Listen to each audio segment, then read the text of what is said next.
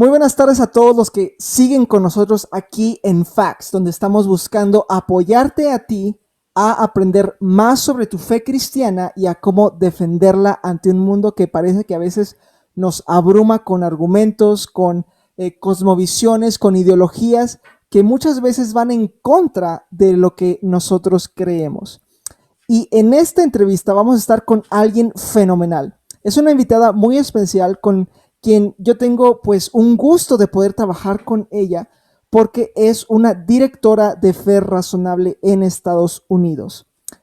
Ella es Karen Rosario y es vicepresidenta de Women in Apologetics o Mujeres en Apologética, que precisamente este año lanzó su página de Facebook en español y su página de Instagram también en español, que tiene ya bastantes seguidores y seguidoras y esperamos ver más cosas grandes de este ministerio. Karen posee una licenciatura en Ingeniería Informática y una maestría en Administración de Empresas. Y tiene una motivación muy grande de servir al Señor a través de este ministerio de apologética. Ella y su hermano comparten esta pasión y han colaborado juntos con el Ministerio de Fe Razonable y en otros ministerios como Women in Apologetics. Karen, bienvenida, un gusto que estés aquí con nosotros. Es un placer, Raúl. De verdad que es un honor estar aquí con ustedes. Definitivamente. Y también nos acompañan aquí Antonio Mata y su esposa Anaí Hostos, que son también directores de Fe Razonable aquí en la ciudad de San Luis Potosí, México, la capital de apologética en Latinoamérica. Correcta. Amén. Un poco de humor interno entre los directores de Fe Razonable. El día de hoy, bueno, vamos a estar discutiendo un tema que espero que sigamos hablando sobre esto, incluso después de Facts, porque es sumamente importante, y es la apologética de padres hacia hijos, y la apologética, de hecho, en la familia, porque no sé cuántas veces yo me he encontrado en situaciones donde hay padres que no saben cómo hablarle de la fe a los hijos, y cuando los hijos tienen preguntas, pues simplemente o se congelan o los mandan a la escuelita dominical y pregúntale a tu maestro y ya, ¿no? Ahí queda, ¿no? Y los hijos no tienen las respuestas que buscamos. Pero antes de entrar en el tema y Antonio y Anaí tienen varias preguntas para Karen. Karen, háblanos un poco de ti y del ministerio en el que trabajas, Women in Apologetics. ¿Qué es esto y cómo las personas, sobre todo las mujeres, que es el enfoque principal de este ministerio, cómo pueden formar parte? Cuéntanos un poco. Claro, pues Mujeres en Apologética surgió inicialmente en inglés como Women in Apologetics. Así que si eres bilingüe puedes buscar cualquiera de las dos páginas en nuestra página web. Es un ministerio que se enfoca, como decías, a las mujeres, aunque tenemos mucha audiencia que es hombre, de hecho, que nos siguen, participan en nuestros eventos y todo eso. Y el propósito es, o nuestra misión, es equipar, educar y alentar a todas las mujeres a poder defender su fe con confianza, con mansedumbre, como nos enseña la Biblia. Entonces, nosotros tenemos muchas iniciativas, por ejemplo, tenemos eventos, tenemos también nuestra conferencia anual, que este año por primera vez la pudimos hacer, déjame ver, fueron 3 sesiones en español del total de todas las sesiones, pero aunque fue poquito, pero comparado con años anteriores que no tuvimos nada en español, eso fue realmente una gran bendición del Señor. Y tuvimos muchas mujeres que pudieron asistir. Tenemos también otros proyectos como publicaciones. Nuestro devocional de Pascua fue ambos en inglés y en español, ahora en abril. Tenemos nuestras redes sociales que se han desarrollado bastante. Ahí podrán aprender mucho acerca de la apologética, acerca de otros temas. Todos los meses tenemos un tema diferente. Y realmente ha sido un privilegio del Señor abrir las puertas y este año poder lanzar el lado en español, que aunque hemos comenzado poco a poco, pero hemos estado súper enfocadas y orando al Señor que abra puertas para seguir expandiéndolo cada día más. Corrígeme si me equivoco, pero tú eres de República Dominicana, pero actualmente estás en Estados Unidos, ¿verdad? Sí, exactamente. Yo soy de República Dominicana, así que si me sienten el acento dominicano, ya saben de dónde viene. Pero Está vivo muy en bien. Indianápolis ahora. Indianápolis, ok. Mm-hmm. Y En República Dominicana, ¿conoces a personas que estén iniciando con proyectos de apologética o algo así? ¿Sabes qué interesante? Porque Jorge Gil de Cross Examen ama ir a República Dominicana y ahí entre él y Juan Valdés y varias personas han creado esa iniciativa, pero hay iglesias como por ejemplo Ministerios Betel que tienen su iniciativas de apologética también.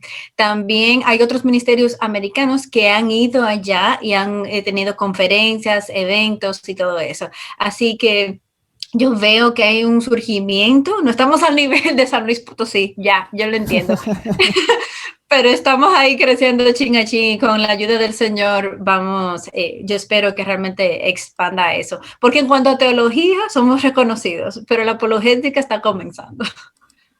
Ok, esperemos que pronto tengamos a alguien de fe razonable allá. Si tú eres una persona de República Dominicana, actualmente al día de hoy no tenemos una persona de Pero eso, República Dominicana viviendo allá, sí, que sea un director de fe razonable, pero esperamos que pronto se pueda hacer. amén, Y así sea. bien interesante el ministerio, ¿verdad? Porque, bueno, igualmente, de manera triste, al día de hoy solamente hay dos mujeres de habla hispana que Sí. son directoras de Fe Razonable comparado con los 32, 33 que somos Sí. en América Latina y España. Pero, Ujú. y esperamos que pronto poder cambiar ese número. Pasemos ya al tema que nos concierne hoy. Antonio, te doy la palabra para que comiencen con las preguntas. Yo sé que hay bastante material que cubrir el día en esta hora. Así es, muchas gracias, Raúl. Y justamente me quiero agarrar de esto que comentan del crecimiento de la apologética, que en República Dominicana, como menciona acá, tiene que apenas está comenzando, y creo que en realidad en toda Latinoamérica es como en años recientes, ¿no? Que está empezando a tener como un crecimiento especial. Entonces, en sí, y digo, me parece que la gran cantidad de personas que se han estado involucrando son jóvenes, por lo cual un tema como este, en un congreso como este, muy probablemente sea como un poquito desconcertante para muchos, ¿no? Si es que la gran mayoría de nuestros asistentes también son personas jóvenes, quizás algunos solteros, entonces quizás este tipo de temáticas puedan parecer un poco desconcertantes, ¿no? Sin Mm. embargo, creo que es bastante importante. Eh, Ahora, algo que me gustaría preguntarte, Katien, es que quizás a un nivel general en las iglesias la apologética todavía encuentra como cierta resistencia y principalmente en los padres de familia, ¿no? Llevar la apologética a nivel familiar. Entonces, en tu opinión, ¿cuál tú crees que es la razón por la que los padres de familia no se han involucrado de lleno a este tema de apologética cristiana? Mm. Sí, tienes razón. Es un fenómeno que realmente quiere el Señor que pueda ir cambiando, pero, sabes, hay algunas razones que podemos identificar para que los padres de familia no se tengan ese apego o esa adherencia a la apologética desde su principio. Una es que realmente hay muchos que no entienden la importancia ni el papel de la apologética. Si de hecho, si lo entendieran, se dedicaran al estudio como Ujú. lo hemos hecho nosotros y como decías tú, hay muchos jóvenes que inician en eso. Realmente no entienden cómo se compagina la apologética con la teología, la evangelización. Entonces, por eso realmente tienen esa aprensión de simplemente aceptarlo y comenzar a indagar más profundamente. Otro lado es que tienen aprensión, los que tienen un poquito más de conocimiento del que puede ser, y podemos hablar acerca de definiciones de apologética y todo eso, pero ellos tienen cierta aprensión de que quizás conlleve un estudio tan profundo que tienen que ser un académico para poder entender nada. Entonces, ya eso le pone cierta barrera de sentirse que, ay, eso es algo que yo realmente es tan profundo que no puedo, está por encima de mí, o tiene que ser un intelectual, un académico para poder estudiarla. Y por el otro lado también tenemos otra razón que yo he identificado es que confunden a veces la apologética como inclinarse por la razón en vez de Ujú. la fe y piensan que consideran que solamente la fe es necesaria porque la Biblia dice que debemos tener fe y confiar en el Señor y creer en Él, ¿verdad? Pero que la razón es algo que es demasiado intelectual y que lo que tenemos que creer es específicamente con la fe. Vamos a poner la razón a un lado. No hay razón por la cual hacer preguntas a Dios ni dudar. De hecho, la duda es falta de fe, así que lo pueden interpretar. Entonces, esas son razones que pueden crear esa cierta resistencia a indagar en la apologética y a profundizar más en su estudio. Ujú. Precisamente en eso, como bien mencionas, hay en cierta manera una falta de interés, y el interés tiene mucho que ver cuando considero yo algo importante. Entonces, sí, los papás por sí solos no creo que lleguen a la apologética. Sí, es un papel fundamental de la iglesia como formar a esos padres, pero también es como enseñarlos a que es importante. Aquí la cuestión sería, ¿qué va a pasar si seguimos con esta indiferencia a formarte en la apologética? ¿Qué va a pasar con estas generaciones donde sus papás no se están formando en esta área? Bueno, lo que pudiera ser es algo que estamos viendo ya en la sociedad actual. Nosotros vemos muchos jóvenes que cuando salen del bachillerato, las estadísticas de hecho nos dicen, Barna hizo un estudio que decía que las estadísticas de los jóvenes que asisten a la iglesia, asisten con sus padres, van creciendo, pero llegan a la universidad, en el primer año, un 48% de ellos abandonan la fe y dejan de asistir a la iglesia. O sea, un 48%, casi la mitad en su primer año de la universidad, luego que se adentran a este mundo diferente de la iglesia, de su grupo de jóvenes, abandonan su fe, comienzan a tener dudas y eso los lleva a dejar de asistir a la iglesia. Pero en el segundo año, casi un 70% de estos jóvenes abandonan completamente, dejan de ir al grupo de jóvenes, dejan de ir a iglesias, realmente todo lo que sea sus creencias con las que crecieron ya la dejan a un lado. So, 70% quiere decir que la mayoría de los jóvenes ya para su segundo año en la universidad están abandonando su fe. Así que el impacto que esto tiene, no dedicarle la importancia de estudiar y de responder sus razones y de darle un porqué, es contundente. Tiene un impacto en sus vidas que realmente no se puede medir de ninguna otra forma. O sea, estamos en una circunstancia ahora de la sociedad que es sin precedente. Es lo que es, podemos hablar de lo que es el éxodo juvenil, es básicamente estos jóvenes yéndose de la iglesia y ellos, ese impacto que tienen luego es que al abandonar su fe, ya su vida y su cosmovisión cambia radicalmente y eso afecta a su familia, a sus amigos, a sus familiares, su propia vida. Así que es sumamente importante. Y justamente de esta parte que mencionas, ¿no? Del éxodo juvenil. Hay algunas personas, porque como te entiendo, y si me equivoco, corrígeme, pero como te entiendo, este fenómeno es eso, ¿no? Que llegada la etapa de juventud, los jóvenes definitivamente abandonan su fe. Y no necesariamente porque en su juventud empezaron sus dudas, sino que las venían arrastrando, ¿no? Y es en la juventud cuando desisten de su fe. Entonces, hay algunas personas que llegan a decir que esto es más como una tipo de, ahora sí que como edad. Acá en México no sé si sea aplicable a todo Latinoamérica, pero acá le decimos como la edad de la punzada, ¿no? La edad de la adolescencia, ¿no? De la rebeldía. Entonces, es como esta etapa de rebeldía donde el joven se va, pero eventualmente va a regresar, ¿no? Digo, hay figuras históricas, ¿no? C.S. Lewis en un momento se fue a la fe y regresó. Hasta San Agustín mismo, ¿no? Se fue a la fe y regresó. Entonces, ¿tú no crees que sería normal como esta etapa? Mira, el hecho de que yo he oído mucho también eso en mi país que dicen, no te preocupes, que eso es una fase, eso es una etapa y eso se le va a pasar. O sea, la Biblia dice, instruye al niño en tu camino y aun cuando fuere viejo no se apartará de él. Pero eso definitivamente es una mala interpretación de ese versículo, porque eso no dice que garantiza de que el niño una vez escuche la Biblia nunca se va a apartar de esa creencia. es que hay que instruir al niño, pero es algo consciente, continuo y que involucra también un cambio en su vida. Pero hay varios mitos en cuanto a lo que es esa etapa que tú dices, ¿cómo que te le llaman? Como la edad de la punzada. La edad de la punzada, ya yo aprendí una hoy. Yo diría que hay varios mitos, vamos a llamarle. Uno, que dicen que todo el mundo se aleja, pero luego se devuelve. O sea, que esos jóvenes se van a alejar, eso es normal, pero ellos luego se devuelven. O sea, que no te preocupes por eso, no hay nada que hacer por el momento. Lo primero que te voy a decir es que esto es un mito. ¿Por qué? Porque no todos los niños se rebelan. No todos los niños incluso hacen una rebelión externa. Hay algunos que lo hacen de forma interna también y pueden tener dudas, pueden tener preguntas, sin embargo no se atreven a quizás a manifestarlo de forma exterior.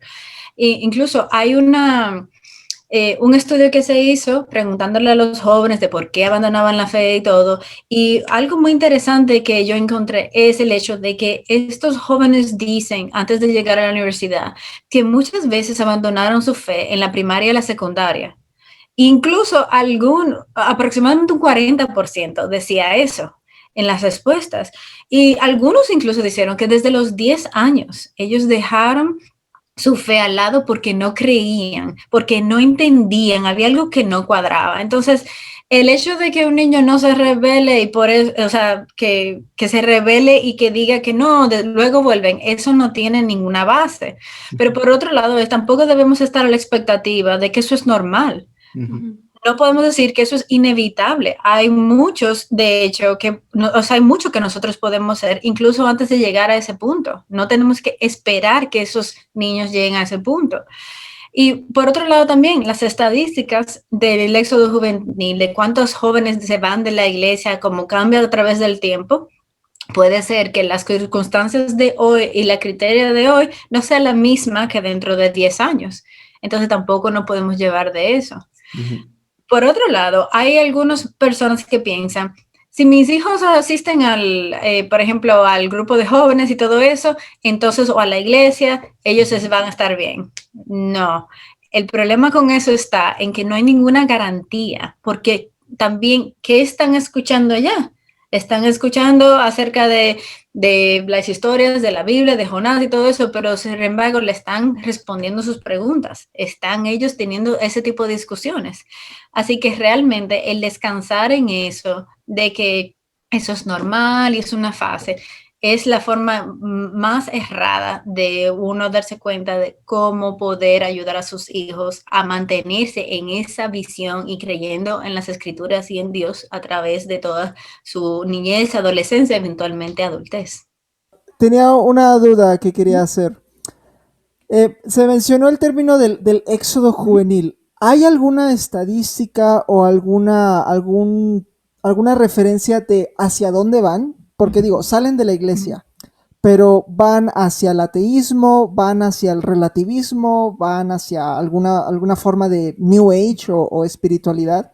Porque personalmente, nada más para terminar la pregunta, cuando yo estaba en la universidad, mucho de lo que veía era relativismo o este estilo de relativismo espiritual de cada quien tiene su verdad, cada quien tiene su fe y hay que respetar a todos y nadie tiene la verdad absoluta sobre Dios o lo que hay después de la muerte o algo así. Pero esa es mi experiencia. No sé si hay alguna información respecto a eso. Sí, claro. De hecho, Raúl, el hecho de que tú hayas pasado por eso, lo único que nos indica que después de la edad de la iluminación, realmente todo eso se dejó atrás completamente lo que eran las creencias. No, lo que estamos hablando hoy no era ni siquiera necesario hablarlo en cierto sentido antes, porque todo lo que era la cultura estaba basada en las escrituras, aún para personas que no fueran creyentes, pero esa era su cosmovisión. Pero ¿qué pasa? Como dices tú, cuando llega a la universidad lo que estás es involucrado en relativismo. Bueno, de la misma forma ahora, y esta es la generación, señores, con mayor peligro en toda la historia de la humanidad. ¿Por qué? Porque es la generación que tiene el mayor acceso y a la edad más temprana del Internet y los dispositivos móviles. Ahí es que ellos encuentran esa información. Y la generación de nosotros y de antes, ¿qué hacía? Encontraba su información o se enfrentaba al escepticismo en sus amigos, en los profesores de la universidad, ¿verdad? Pero ahora no. Ahora un niño de 7 años puede tener un dispositivo móvil, puede tener internet, eso, y encontrarse con el escepticismo es con el internet. Ni siquiera tiene que salir de su casa para lograrlo. Entonces, ahora mismo, eso de lo que es las cosmovisiones que más están permeando son el ateísmo, nuevo ateísmo, definitivamente, es la versión moderna de yo no puedo saber si hay Dios o no. Y también, y claro, en una cultura postmoderna, el relativismo es, o sea, una cosa que realmente se aplica a todo aspecto de la vida. No hay nada absoluto ya, no hay verdades absolutas. Todo es en base a lo que tú consideres. El yo está elevado por sobre todas las cosas y todo es, si vamos a género, es relativo lo que te sientas. Si vamos a la vida, al aborto, es relativo en base a lo que tú consideres y tus circunstancias. O sea, todo eso es basado. Y ahí es que estamos enviando a nuestros niños desde chiquiticos. Ya antes era cuando yo iba a la universidad, ahora es desde chiquitico. Y precisamente hablando de eso, cómo normalizamos las etapas, ¿no? Por ejemplo, ahorita decíamos de la edad de la punzada y lo limitábamos a va a regresar, o a veces las dudas las asociábamos ya a etapas de la universidad, como dice Raúl, donde nos tupen de relativismo. Pero como bien dices, ya ahorita los niños tienen ese acceso a la información, ya son bombardeados por esa información. Entonces, precisamente teníamos esa pregunta sobre las etapas, porque creemos que normalmente la apologética la piensan, no, pues ya, a la hora de la universidad ya vienen ese tipo de preguntas más trascendentes cuando, oh sorpresa, puede haber niños que desde chiquitos ya empiezan a cuestionarse esto. Entonces, esto de las etapas, ¿cómo lo manejas? En el sentido de, muchos dicen, los niños no piensan en esto. Bueno, usted parece que nunca le ha preguntado a un niño lo que está pensando, ni averiguado. Los niños piensan mucho más de lo que les damos crédito. Están analizando profundamente y puede ser que no sea al mismo nivel de un adulto, claro que no, pero sin embargo sí tienen cuestionantes, sí tienen preguntas, sí tienen dudas. El hecho de uno, o sea, esa declaración de esperar a la universidad para enseñarle o para un padre preocuparse por eso es tan tarde. Vamos a hacer un pequeño ejercicio. Póngase a ver usted tiene un niño de 6 o 7 años y lo manda al colegio, a un colegio o secular o cristiano puede ser también. Vamos a suponer que usted controla todo lo de ese niño y lo único que se habla es Biblia en la casa. Una vez que ese niño vaya al colegio, el amiguito le va a hablar acerca de cualquier otra cosa. Le puede hablar acerca de que, por ejemplo, se siente que es niña cuando realmente es niño. Ya eso es una cosmovisión. Ya cuando usted va y está en la casa, el niño se pone a ver YouTube, algo que supuestamente quizás usted esté chequeando y esté revisando y esté controlando, pero al mismo tiempo 30 minutos de YouTube le puede dar a él anuncios, le puede dar información, usted no sabe lo que está chequeando, ya le están bombardeando por cualquier cosa. Entonces, lo que hay que pensar es, ¿cuándo yo comienzo a preocuparme por eso? En el momento en que su niño comience a pensar. O sea, de la misma forma que usted lo envía al colegio, por ejemplo, como decimos nuestro preprimario, que es antes del primero, ¿verdad? Ya está expuesto. Si lo están indoctrinando, usted lo único que está haciendo es quedándose atrás y dejando al niño solo sin ningún tipo de defensa. Y como decía, ahora es la generación que más expuesta está a las cosmovisiones opuestas de toda la historia por la sobreabundancia de información. Así es. Y hablando de esto, la falta de preparación de los padres. En una ocasión platicábamos sobre la evolución, porque le decía a Antonio, es que sí es peligroso lo que se enseña en las escuelas, pero llegamos a una conclusión bastante interesante, porque los papás esperan que la iglesia haga todo el trabajo, y en vez de los papás prepararse, y en la escuela te limitan evolución a Darwin, ¿no? cuando hay más cosas que puedes abarcar en la evolución y vaya, puedes ceder en algunos puntos, ¿no? Que no van en contra de tu fe. Entonces, la pregunta era que si crees que el éxodo juvenil es un reflejo de esa falta de preparación de los padres para visualizar esos problemas, más que nada en el ámbito espiritual de sus hijos y atenderlos adecuadamente. O sea, esa falta de herramientas, esa falta de buscar prepararse en esos temas, que evidentemente los tienen a la mano, como dices, en YouTube, en la escuela, amistades, lo que sea. Por supuesto. Mira, los niños absorben de todo su alrededor, de los padres, de la iglesia, del amiguito y todo eso. Pero tenemos que pensar que los padres, si un padre no está, como decía, equipando a sus hijos a defender, a entender el porqué de lo que creen, lo que está haciendo es dejándolo ser indoctrinado por otros afuera. Entonces, ese padre debe ser proactivo, debe inculcarle a sus hijos, debe tomar el tiempo, debe ser intencional de no dejarle, no por la iglesia y el grupo de jóvenes, ese trabajo no es de ellos. La Biblia dice muy claramente en Deuteronomio varias veces que los padres deben inculcar a sus hijos, deben instruirlos.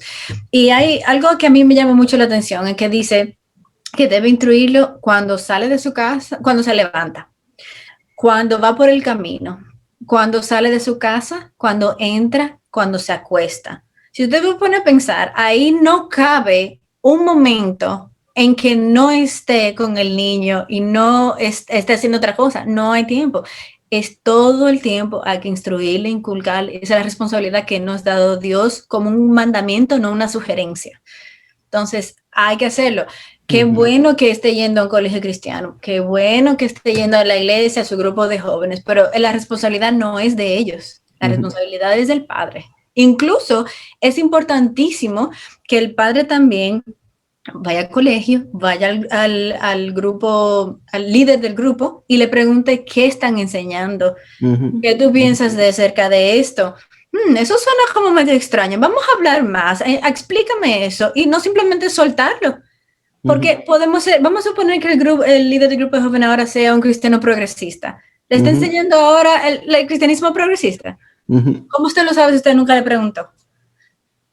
Entonces, eso es vital. Correcto. Muy bien. Creí que Raúl iba a hacer un comentario. ¿No tienes un comentario tú, Raúl?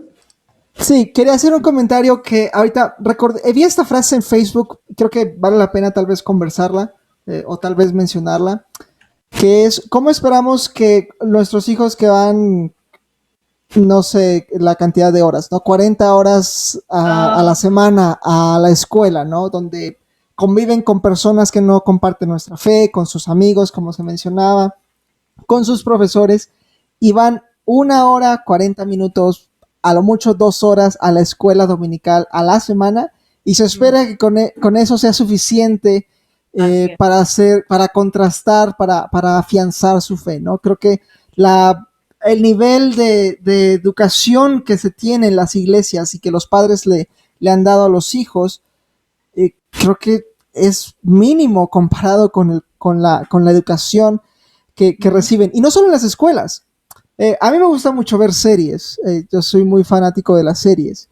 Pero desde que estaba en la universidad hasta el día de hoy, que ya van como 3 años que salí de la universidad, cada serie va a enseñar algo, una acción moralmente que nosotros como cristianos vemos moralmente incorrecta, la va a enseñar como algo normal o como algo bueno. En la televisión está llena de estas cosas, Netflix, Amazon Prime, lo que tú quieras, como ya se dijo, Internet es la puerta abierta a todo esto, ¿no? Entonces ya ni siquiera es solamente la escuela, ya es toda la cultura. Entonces no podemos esperar que solamente 1 hora, 45 minutos que los niños pasan en la escuelita dominical estudiando la historia del Arca de Noé sea suficiente para contrarrestar toda esta carga ideológica que muchas veces viene por otros factores. Sí. Ponte a pensar Si nosotros todos tenemos que pasar 4 años estudiando una carrera, ¿verdad? Para poder ejercerla. Usted no va a confiar ni va a ir a un doctor que se pasó 30, o sea, un mes y ya, es el doctor. No, usted quiere el que estudió, el que se enfatizó, el que se enfocó en eso, pero eso mismo lo hacemos nosotros en nuestra vida secular como una carrera, como una profesión. Imagínese usted la vida espiritual y el espíritu espiritual de un hijo. O sea, es que muchas veces nos concentramos en que las cosas espirituales son tan esotéricas, son tan abstractas, pero no lo ponemos en la realidad. En el día a día nosotros nos enfocamos en las cosas que son profesión, carrera, estudio, porque le ponemos mucho más atención a eso, que es importantísimo. Y entonces, sin embargo, duramos, como dice tú, 1 hora a la semana y es el pastor o el líder del grupo que se lo dice, ni siquiera es algo como que uno tiene un enfoque con el niño sentándose a platicar. Sí, y justamente de este punto quisiera hacer como 2 preguntas en esta intervención, porque mencionabas hace rato que es la cosmovisión, ¿no? Como que tenemos un bombardeo de otras cosmovisiones allá afuera. El niño y el adolescente está expuesto a estas cosmovisiones. Y sumado a esto, hay una cosmovisión cristiana defectuosa, justamente por la falta de preparación. Y quizás esa falta de preparación es, como tú dices, ¿no? Que no se permite en este espacio de comunicación constante, ¿no? Hay a cierto punto como una barrera, ¿no? Entre comunicar al niño acerca de tu fe para entonces formarle una buena cosmovisión. Entonces, ¿tú qué consejos les darías a los padres de familia? Y quizás esto también involucra ya, que es el segundo tema que quisiéramos tocar poquito, a los maestros de escuela dominical o a los líderes de jóvenes. ¿Qué consejos les darías justamente para romper con estas barreras de comunicación y permitirles comunicarles, ¿no? Esta cosmovisión cristiana sólida? Absolutamente. Bueno, vamos a primero definir para los que no están familiarizados con el concepto lo que es una cosmovisión. La forma más fácil de uno recordarse es cómo veo el mundo, una visión del mundo o mi visión del mundo. Entonces, de forma que uno tiene una cosmovisión, de la misma forma que vemos el mundo, de esa misma forma influencia nuestro comportamiento. Entonces, mi familia, mis amigos, todo eso me inculcan a mí ciertos valores, esos valores crean mi cosmovisión, yo actúo en base a eso. Si yo considero que la vida es preciosa y que debe cuidarse bajo todo lugar, entonces eso quiere decir que yo voy a actuar conforme a eso, protegiendo la vida bajo cualquier circunstancia. Y eso se aplica a cualquiera de nuestras vidas. ¿Qué pasa? Como padre, como líder de escuela dominical, como pastor, con todo eso, cualquier persona que tenga bajo su cargo un niño, para su propia vida también, pero hablemos específicamente de un niño o un joven bajo su cargo, es importantísimo, uno, crear su propia cosmovisión bíblica y su propia forma de ver la vida, de ver todo de una forma bíblica. O sea, por ejemplo, si yo creo en la Biblia que dice que yo soy un cuerpo y un alma, entonces eso quiere decir que yo voy a actuar conforme a eso. Yo cuido mi cuerpo, hago ejercicio, como saludable, no tengo excesos y al mismo tiempo mi alma la restauro, la protejo en oración, reposo. Entonces eso lleva cuando tengo una cosmovisión de todo. Cuando veo las noticias, todo lo filtro a través de la cosmovisión bíblica. No veo nada más la situación, oh, esto fue lo que pasó, sino también el corazón es engañoso del hombre, el pecado, como está inculcando las acciones de otros y todo eso. Veo el mundo como un mundo caído y tengo una perspectiva correcta de la realidad. No mi perspectiva ni como yo la quiero ver, ni como otros me dicen que debo verla. Entonces, eso es lo primero para crear esa cosmovisión, es comienza a tener esa visión de todo y toda circunstancia bajo el lente de las escrituras y el lente cristiano. Por otro lado está también, hay que aprender a cuál es la cosmovisión cristiana. Y eso se hace a través de, uno, la lectura de las escrituras. Eso es lo número uno. Si hay algo, si no va a ser más nada, esto es lo mínimo, leer las escrituras y estudiarlas, no solamente leerla y un versículo fuera de contexto, es estudiarla, pero también leer libros acerca de la cosmovisión cristiana, leer libros acerca de otras cosmovisiones también, porque puede ser que usted tenga un vecino que sea musulmán o una persona que venga a su puerta que sea mormón. ¿Cómo sabe usted qué creen ellos y por qué la cristiana es la verdadera en comparación? Hay gente que dice, no, yo no debo conocer otras cosmovisiones, con tal de que yo conozca la cristiana, eso es verdad. No, no es así, porque usted no puede. ¿Y cómo sabe usted que la cristiana es correcta? Eso se hace a través de un estudio de la cosmovisión cristiana y una comparación con las demás, para darse cuenta de que hay falsedades en una y la otra es verdad. Entonces, eso estudio, se puede hacer cursos formales o informales, videos, todo eso es enfocarse, dedicarse. Y lo tercero que les recomiendo es hacer preguntas a los niños y a los jóvenes, preguntarles qué piensan acerca de eso. Preguntas como, por ejemplo, lo que el pastor habló hoy en la iglesia. ¿Hay algo que tengas alguna duda acerca de eso? ¿Hay algo como que no te suena muy lógico? Vamos a hablar acerca de eso más profundamente. Entonces, ese tipo de conversaciones, fomentarlas con sus hijos, que puede ser al principio que suena sumamente, da miedo realmente, porque son conversaciones que quizás no estamos acostumbradas, pero con el tiempo esa conversación abierta va a surgir entre mejores conversaciones, más profundas, más conocimiento, y no hay ningún problema en decir no sé. O sea, lo peor que puede pasar es que vamos a investigar eso juntos, porque realmente no sé qué responderte en eso. Así que esas son varias formas prácticas que se pueden comenzar a implementar en todas estas áreas en la vida de un niño o de un joven. Ok, ok. Y también recuerdo en alguna ocasión vi una conferencia tuya que mencionabas algo importante de este último punto del no sé, porque a veces tendemos a querer precipitarnos, ¿no?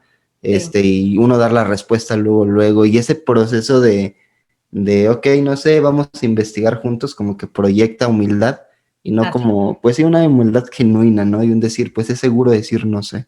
Sí, sí. Quisiera abordar ahora el tema de justamente los maestros de escuela dominical. Anaí, ya tenemos la bendición de poder liderar el culto infantil de nuestra iglesia. Y pues bueno, de lo primero que yo vi era justamente tratar de aplicar, ¿no?, la apologética al ministerio. Sabemos que la escuela dominical juega un papel importantísimo, ¿no?, en el desarrollo espiritual del niño. Y sin embargo, la apologética casi no es mencionada. Sí. Muchas veces las clases, es más, se dirigen más con una premisa, ¿no? Con esta idea de que los niños ya son cristianos. Y principalmente los niños como de 7 años en adelante, ¿no? Que ya empiezan a tener uso de un razonamiento un poquito más abstracto, más consciente. Se parte de la premisa de que todos son cristianos, ¿no? Y por eso quizás no se llega a emplear apologética. Entonces te quería preguntar, ¿consideras que estas premisas de, ok, vamos a asumir que son cristianos todos, que nadie tiene dudas, ¿consideras que esas premisas son adecuadas, son correctas, o debería haber un cambio en el paradigma? Definitivamente debe haber un cambio en ese paradigma, porque no es lo mismo creer o conocer de Jesús que creer en Jesús. O sea, no es lo mismo yo escuchar acerca de este hombre que pudo o pudo no haber existido, de que en la iglesia lo predican, y yo sé quién es Jesús, ha sido muy bueno él, pero ya ahí se queda. Sin embargo, hay que indagar más, hay que llegar al corazón, no solamente de qué tú crees, sino por qué lo crees. Y las iglesias históricamente han sido excelentes en decirles a los niños y a los jóvenes qué creer. ¿Qué dice la Biblia acerca de Jesús? Bueno, Jesús es el Hijo de Dios. ¿Qué dice la Biblia acerca de cómo comportarse o cómo actuar en esta situación y todo eso? Te lo pueden recitar. Ahora, ¿por qué creemos que eso es verdad?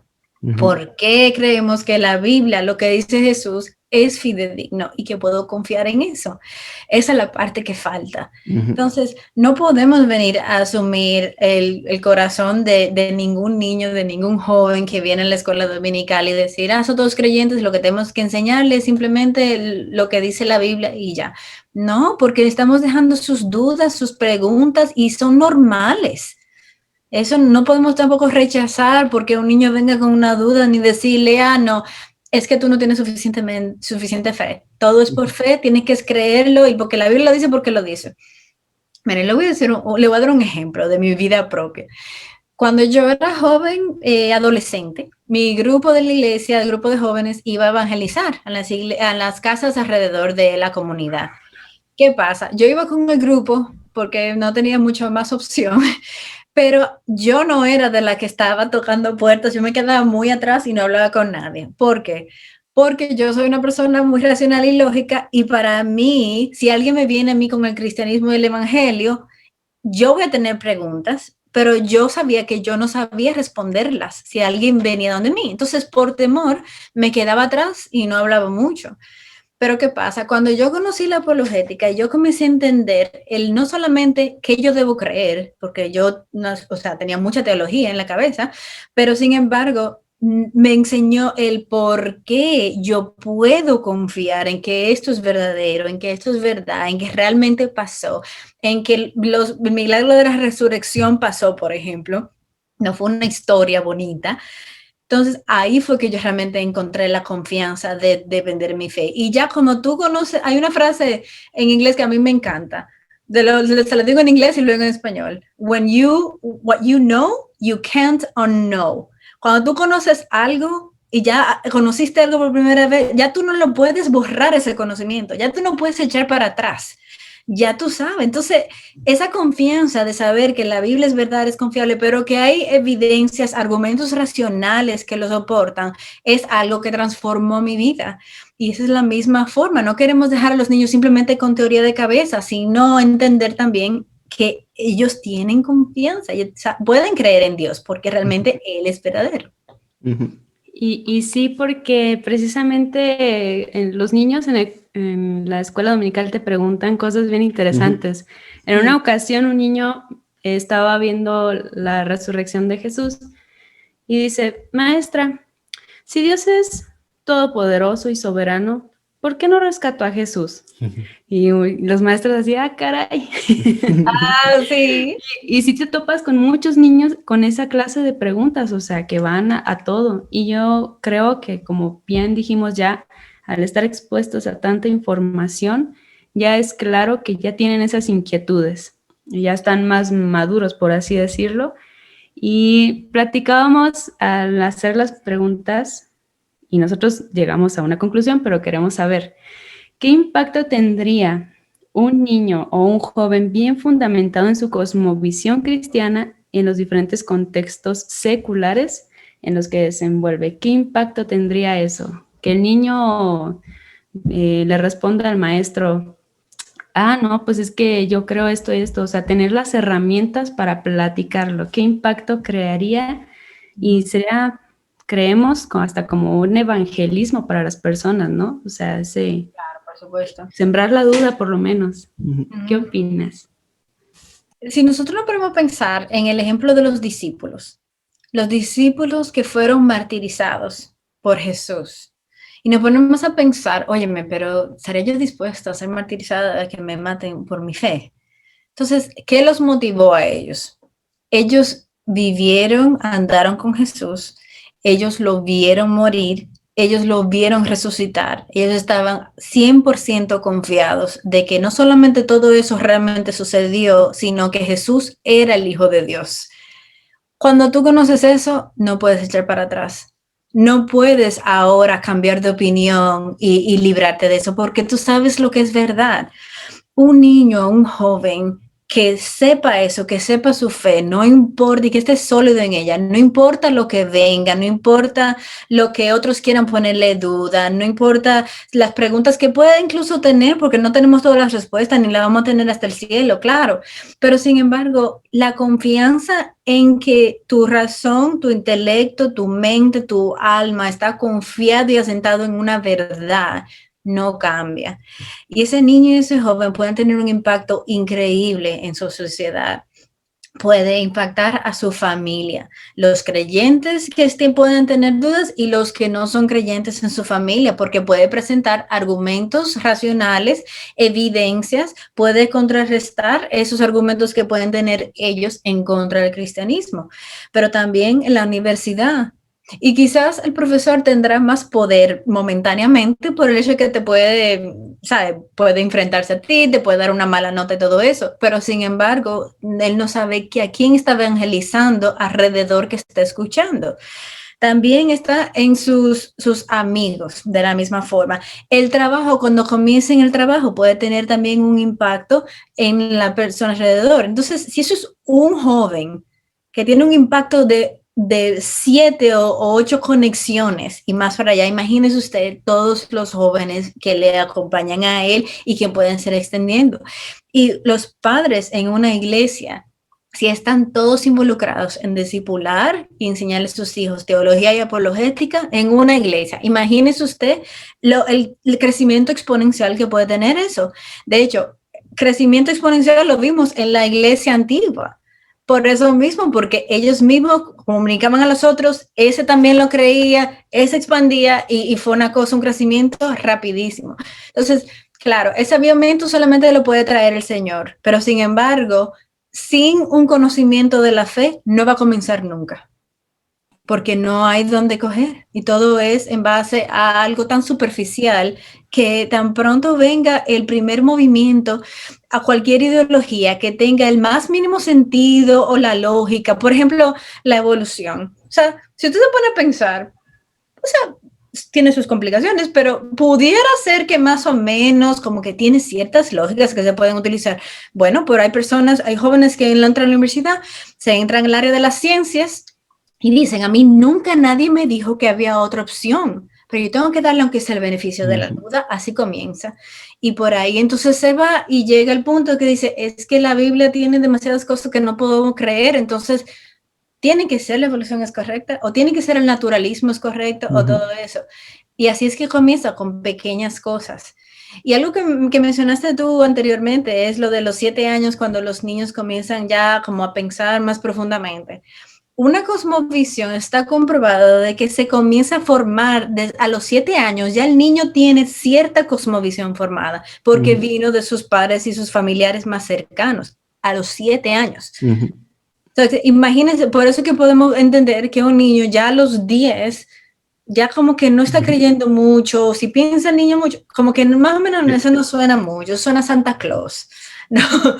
Entonces, por eso es que es importante comenzar inmediatamente, desde que el niño pueda armar pensamientos, preguntas. ¿Por qué los perros no van al cielo? ¿O los perros van al cielo? Eso un niño chiquitico de 4 o 5 años se lo puede preguntar fácilmente. Ya eso hay que pensar, es una apologética, es una defensa de la fe, es un argumento racional para contestar esa pregunta. Y de ahí ya se puede poner complicadísima.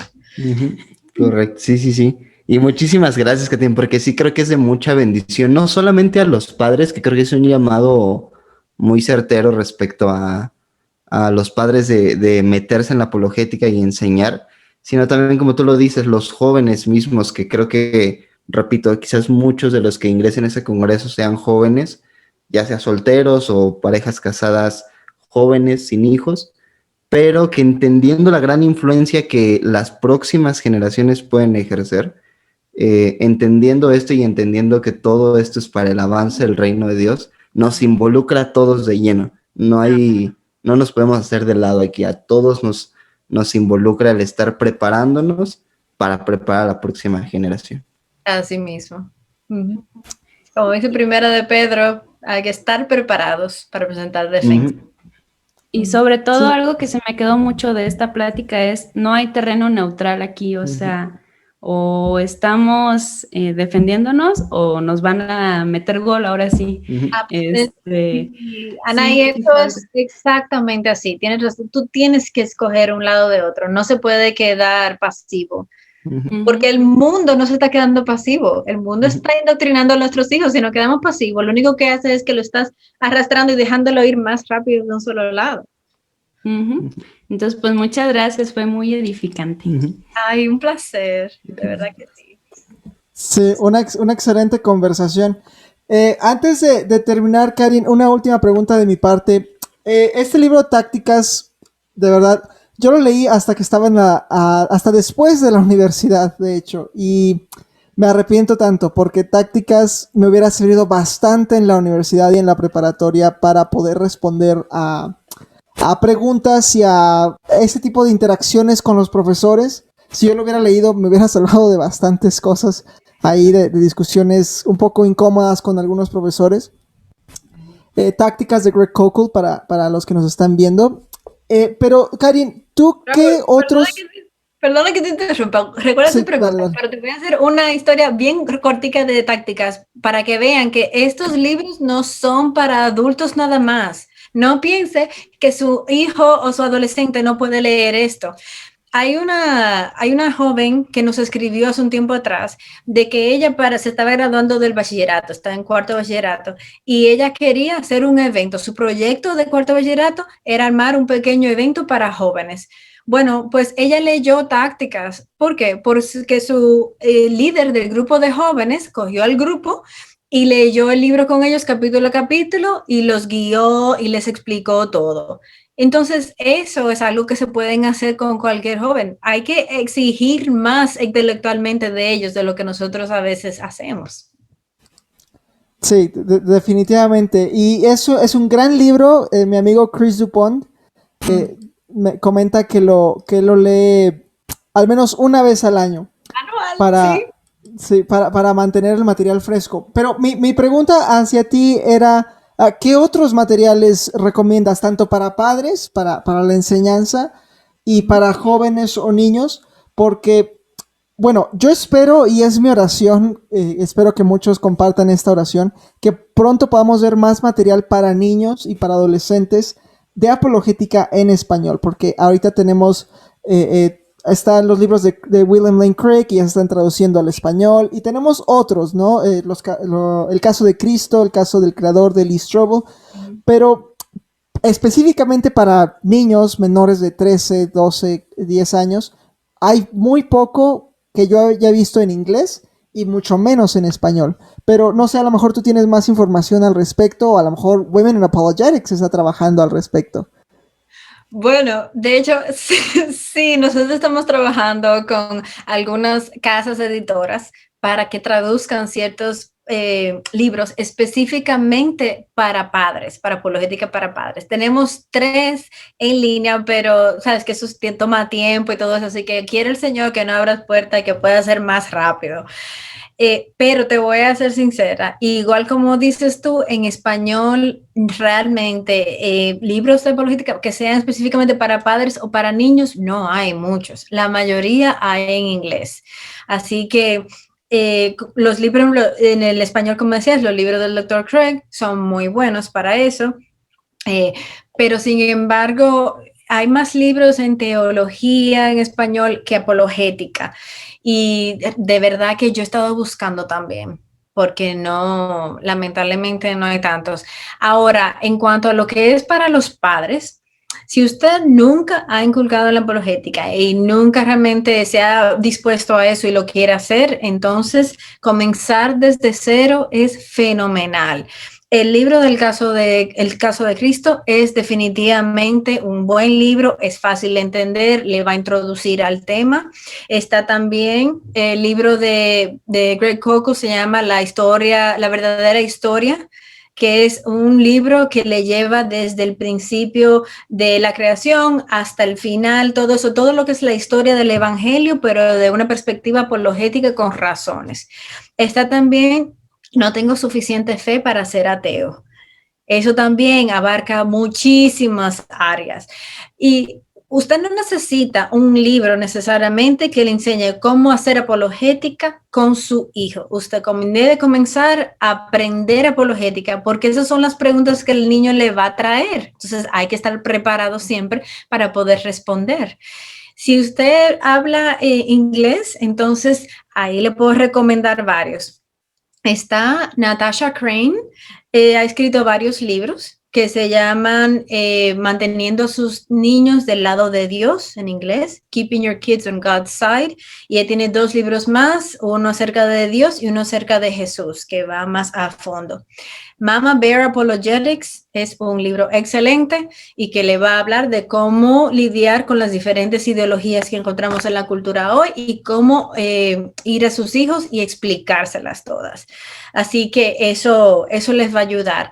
Ahora, en nuestro sitio web, womaninapologetics.com, hay una lista de libros recomendados en todas estas áreas y que usted puede ir a esa lista y entonces ahí le encuentra en inglés y también le encuentra en español y hay cantidad de libros que le podemos recomendar también para eso. Excelente. No sé si, a lo mejor estoy equivocado, no sé si Antonio o a lo mejor tú lo hayas visto, Karen, el libro de Cold Case Christianity, no sé, Cristianismo Sí, Caso sí. Resuelto de Warner Wallace en español, Bueno. para niños, ¿verdad? Para niños no lo he visto en español, pero en inglés sí. Ya. Tengo esa idea, lo voy a buscar y si lo encuentro, yo creo que lo vamos a poner aquí para todos Vamos los a que nos unir están esfuerzos, viendo. Raúl, y a conocer todas las casas editoriales y a mandarle cantidad de libros para que traduzcan. Sí, porque sí se necesitan. Sí, Pues así. muy bien, una gran discusión, bastante material que nos llevamos hoy. Karen, muchas gracias por tu tiempo. Gracias Antonio, Anaí, por esta entrevista bastante sustancial. Creo que nos llevamos bastantes retos el día de hoy. Pues Gracias. muchas gracias por todo. Gracias a ustedes, ha sido un placer. Una cosa que quería mencionarle que es de mucha importancia es que en nuestras redes sociales, en Facebook e Instagram también, cada mes tenemos un tema diferente. Este mes, por ejemplo, pasado fue en cuanto a las artes en la apologética. El mes anterior en cuanto a la teología. En el mes de julio, comenzando en julio 1 hasta el final de julio, nuestro tema es apologética para padres. Así que usted podrá ver nuestro contenido de apologética 101, que es todo lo que son conceptos, terminología básica, cómo hacer las cosas o como quien dice, cómo se hace. Bueno, pues usted va a aprender ahí. Va a ser en inglés y en español. Y entonces usted puede síganos para que no se pierda ninguno, porque va a ser un contenido fenomenal. También por el otro lado, nosotros tenemos un grupo de Facebook que se llama Apologética para Padres, de Women in Apologetics, bueno, de mujeres en apologética, porque como tenemos los dos, a veces hay que hacer la distinción. Así que en ese grupo de Facebook nosotros vamos a comenzar a postear contenido específico para eso. Hay unos cuantos videos también de talleres que hemos dado en el pasado, así que le puede ser de mucha ayuda. Y claro, estamos a la orden cualquier cosa, si quieren escribirnos, mandando un mensaje, alguna pregunta que tengan, entonces nos pueden escribir y así le podemos ayudar. Así que quisiera decirle a todos que lo primero que siempre tenemos que tomar en consideración cuando hablamos de apologética, discipular a nuestros hijos, es la herramienta número 1, el Señor. Todo en oración. No importa cómo usted se empeñe, no importa qué tiempo dedique, no importa cuánto lea, cuánto estudie, sin el Señor ninguno de nosotros podemos. Así que primero póngase en oración, venga con un espíritu humilde delante del Señor y Él lo va a escuchar y le va a contestar su oración porque es su voluntad que usted siga su mandamiento de discipular a sus hijos. Así que ante todo eso, yo sé que puede ser mucha información abrumadora, pero sin el Señor realmente no podemos hacer nada. Así que dependa de Él y créemelo, que es mejor 5 minutos a la semana de una conversación profunda con sus hijos que 0. Así que chin a chin a chin, van a poder, como decimos los dominicanos, chin a chin, poco a poco, se va creciendo y se va profundizando y usted va a ver cómo los niños van a estar aprendiendo más, hablando más y va a haber un espíritu de conversaciones profundas en su hogar. Así que eso es todo por ahora. Muchas gracias.